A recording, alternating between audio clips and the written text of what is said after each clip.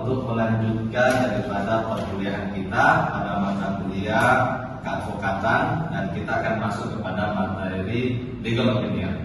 Tetapi sebelum kita memulai daripada program kita, saya mintakan salah satu dari kalian untuk memimpin doa.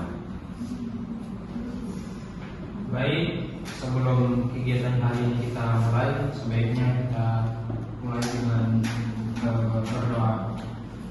Berdoa mulai. Alhamdulillah,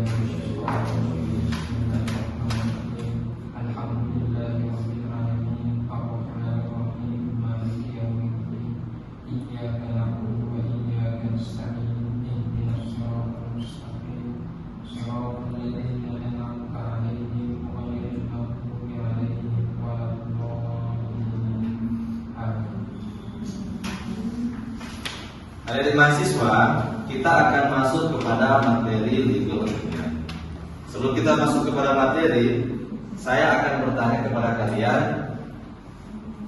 ketika seseorang atau masyarakat datang kepada kalian dengan membawa permasalahan hukum yang rumit, apa yang harus Anda lakukan? Apa yang Anda akan jawab? Siapa yang bisa? Silakan. Perkenalkan, nama saya Pak Hanano. Ketika masyarakat ingin bantuan, maka saya akan mencoba menerangkan apa yang saya ketahui dan apa yang saya pelajari di kampus. Sekian. Oke, terima kasih. Jadi ketika ada seseorang datang kepada kita mempertanyakan tentang permasalahan hukumnya, maka jawabannya adalah legal opinion. Apa itu legal opinion?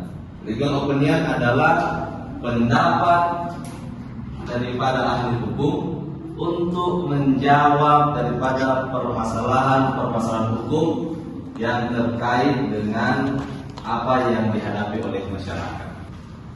Jadi apa itu legal opinion? Legal opinion adalah pendapat atau pandangan hukum daripada ahli hukum untuk menjawab permasalahan hukum.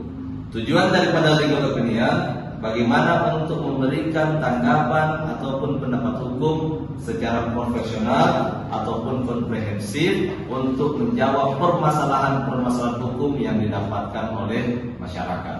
Biasanya legal opinion itu dibuat oleh ahli hukum, advokat, sesuai dengan permasalahan pada apa yang disampaikan oleh klien. Jadi tujuan daripada mata kuliah keadvokatan khususnya untuk materi legal opinion agar bagaimana mahasiswa mampu menguasai konsep legal opinion dan memiliki keterampilan membuat legal opinion atau pendapat hukum. Jadi untuk memahami materi tentang legal opinion lebih lanjutnya, mari kita sama-sama menyimak video pembelajaran tentang legal opinion.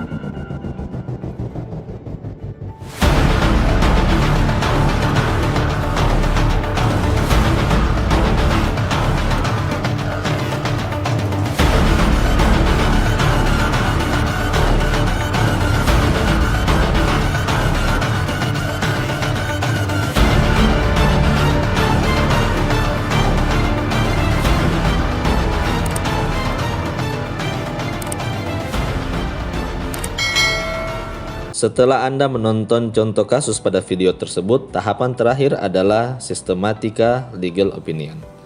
Yaitu yang pertama terdiri dari pendahuluan, yang kedua permasalahan dalam legal opinion, yang ketiga bahan-bahan pendukung yang berkaitan dengan permasalahan, yang keempat dasar hukum dan perundang-undangan yang berkaitan dengan permasalahan, yang kelima uraian fakta dan kronologis kejadian, Yang keenam, analisa hukum dan pendapat. Dan yang ketujuh, kesimpulan dan saran solusi untuk penyelesaian masalah.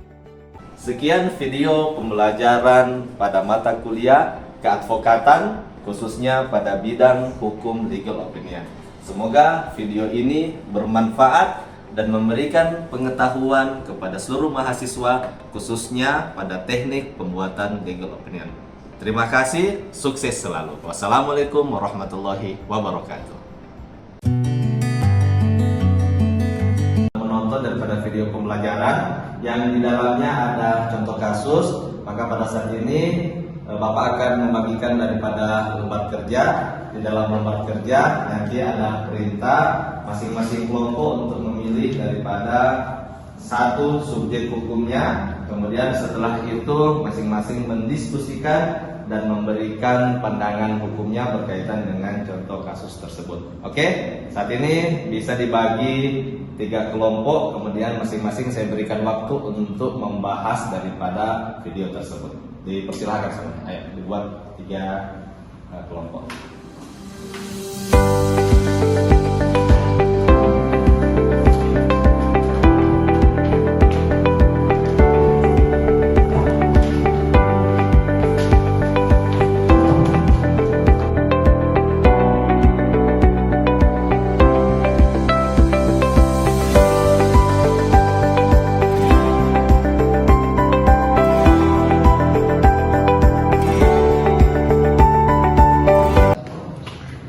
Bagaimana hasil diskusinya, sudah selesai? Oke, untuk itu sekarang saya mintakan masing-masing kelompok untuk mempresentasikan daripada hasil diskusi. Dari kelompok 1 dipersilahkan. Jadi menurut kelompok kami bahwa dalam kasus terkait dengan kasus Sambo ini, fakta hukum yang kita harus ambil itu bahwa memang benar secara sadar bahwa Sambo melakukan pembunuhan berencana atau obstruction justice. Nah, aturan yang didasari untuk menyelesaikan kasus Sambo ini itu diatur dalam pasal 221 KUHP dan 338 KUHP junto 340 KUHP. Nah, menurut kelompok kami bahwa hukuman yang pantas untuk didapati oleh Sambo ini yaitu hukuman mati karena dia telah melanggar hak asasi manusia. Terima kasih. Berikan tepuk untuk kelompok 1. Selanjutnya kita berikan kesempatan kepada kelompok 2 untuk mempresentasikan daripada hasil diskusinya. Dipersilahkan. Baik, jadi kami dari kelompok 2 akan memberikan hasil dari diskusi kami. Jadi menurut kami kasus Barada ini terkait dengan dugaan pembunuhan berencana terhadap Brigadir J. Jadi Brigadir Barada E ini diduga sebagai pembunuh dari Brigadir J. Tapi menurut kami Brigadir Barada E ini hanya disuruh oleh Ferdi Sambo. Jadi menurut kami hukumannya harus diringankan. Itulah. Kemudian ada beberapa fakta hukum dari Barada E ini. Dalam kasus ini dituntut Ferdi Sambo dituntut penjara seumur hidup. Sementara itu Kuat Ma'ruf, Bribka Rizky Rizal dan Putri Sandawati juga telah divonis bersalah.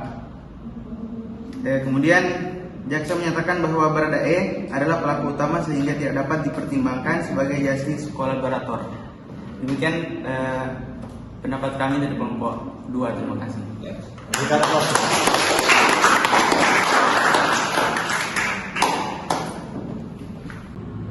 Bagaimana, ada yang ingin memberikan pertanyaan berkaitan dengan materi pada hari ini?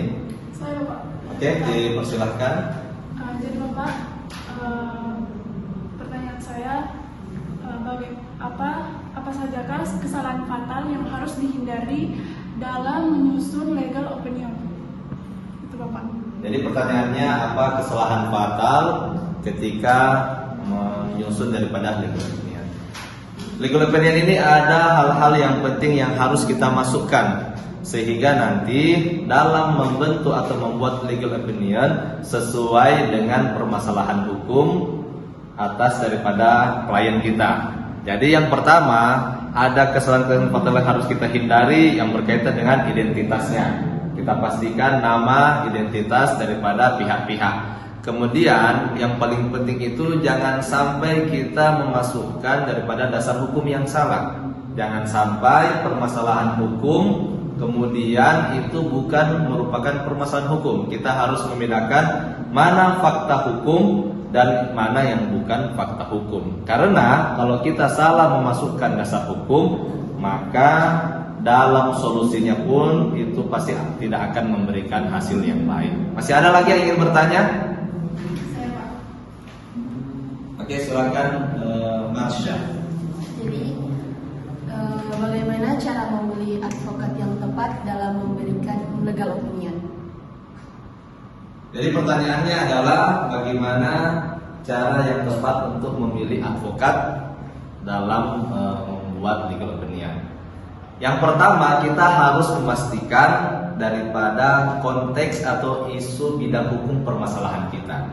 Kalau kita memiliki permasalahan dalam bidang hukum perdata, maka kita mencari advokat yang ahli dalam hukum bidang perdata.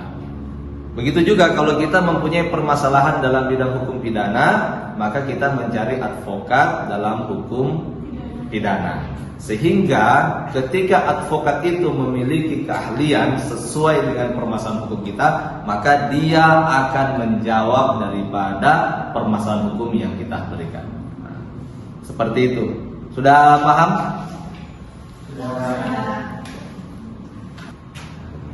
Jadi ada sistematika membuat legal opinion. Biasanya kita membuat legal opinion bisa memberikan pendapat langsung kepada klien kita secara verbal, secara lisan, tetapi sebaiknya kita memberikan legal opinion itu berbentuk pendapat hukum itu dalam bentuk tulisan. Biasanya legal opinion itu 3-5 lembar, tetapi tergantung daripada permasalahan hukumnya. Nah, yang pertama ada pendahuluan. Pendahuluannya kita buat, kemudian kita masukkan permasalahan hukum itu, apakah ada fakta hukum atau tidak. Kemudian setelahnya kita masukkan bahan-bahan hukum dan dasar hukumnya. Kita cocokkan, kita carikan pasal-pasal sesuai dengan permasalahan hukum. Kemudian setelah itu kita uraikan fakta dan kronologis daripada permasalahan. Kita runut faktanya. Setelah kita runut, kemudian setelah itu kita menganalisa, menganalisa hukum, memberikan pendapat-pendapat hukum yang relevan, yang sesuai, dan yang terakhir daripada sistematika legal opinion adalah memberikan kesimpulan.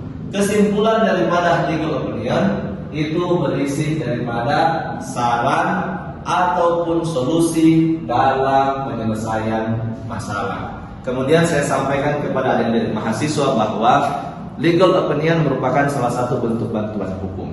Dalam memberikan bantuan hukum, tujuannya adalah access to justice. Sesuai dengan asas equality before the law, persamaan di hadapan hukum, bukan semua sama sebenarnya, tetapi setiap masyarakat warga negara Indonesia mempunyai hak yang sama untuk mendapatkan access to justice. Apa itu access to justice?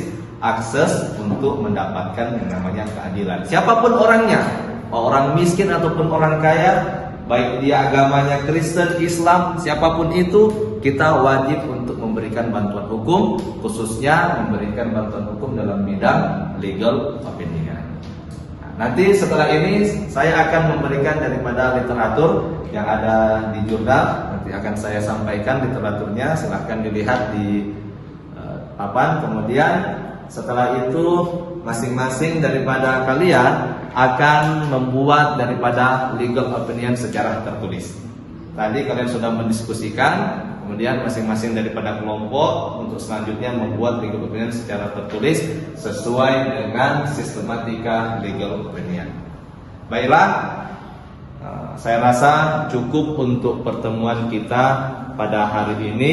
Kesimpulannya adalah bahwa legal opinion memiliki peranan penting dalam memberikan keputusan secara komprehensif ataupun secara profesional. Karena salah satu bentuk daripada bantuan hukum itu kita memberikan akses keadilan. Karena tidak semua masyarakat itu memiliki akses untuk mendapatkan keadilan. Sehingga kita yang ada di sini, mahasiswa-mahasiswa Fakultas Syariah, yang mana kita belajar dalam bidang hukum, berusaha untuk mempelajari hukum sebaik mungkin, sehingga ketika nanti datang daripada masyarakat menanyakan permasalahan-permasalahan hukumnya, kita bisa memberikan pendapat hukum. Yaitu ya, kita pelajari yang namanya legal opinion. Saya rasa cukup hari ini. nanti tugas dikumpulkan, kemudian setelah itu dimasukkan minggu depan. Cukup sekian, terima kasih perhatiannya, mohon maaf atas segala kesalahannya. Kita akhiri perkuliahan kita dengan sama-sama kita melafadzkan hamdalah. Alhamdulillahirabbil alamin. Wassalamualaikum warahmatullahi wabarakatuh. Waalaikumsalam.